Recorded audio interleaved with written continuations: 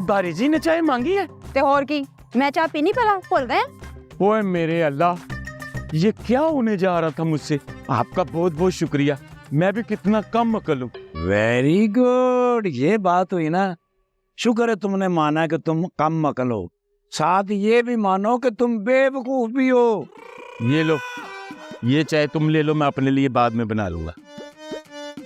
ओए तू झूठी तो नहीं की? नहीं जी, अभी तो वो वक्त ही नहीं आया जब मैं दारी जी की और दारी जी मेरी जूठी चाय पिया करेंगी। हम सदके जाऊं, तू तो ऐसे ही शर्मा रहा है।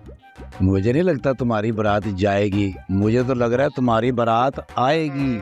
और बकरी छेती चाल ले जा, वरना वो तुम्हारी मैडम जो है ना रेगिस्तानी ऊंट है, वो तुम लोगों पर ऐसे गर्म होएगी जैसे सूरज गर्म होता है। हाय मैंने तो याद ही नहीं, सिरिया में भूल ही गई सी। मैं चल दी। सस्ते भाई कमाल करते हो आप भी ना। एक तो दारी मैडम नहीं मेरी सुनती,